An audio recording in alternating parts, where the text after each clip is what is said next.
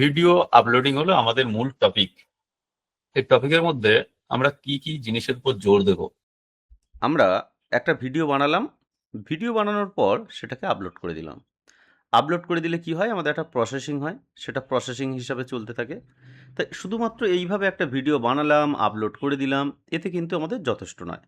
Video upload করার আগে কতগুলো জিনিস আমাদের জেনে নিতে হবে, যেগুলো খুব দরকার। কি, কি সেগুলো? ভিডিওর ১ম লাগে সেটা হলো টাইটেল। টাইটেলের পর description, thumbnail, tag, hashtag, elements. এই যে এলিমেন্টসের ভিতরেও অনেক ছোট্ট ছোট্ট ব্যাপার রয়েছে, সেগুলো নিয়ে আমরা বিস্তারিত আলোচনা করব। আবার কিছু আরও অন্যান্য important point, category, visibility, timing, এই প্রত্যেকটা জিনিস আমরা যদি বিস্তারিতভাবে আলোচনা করি এবং সেগুলো জানতে পারি, কোথায় কোনটা ব্যবহার করতে হয়, কিভাবে ব্যবহার করব, তার জন্য তার প্রভাব কি পড়বে, প্রত্যেকটা জিনিস নিখুঁতভাবে জানা আমাদের প্রয়োজন।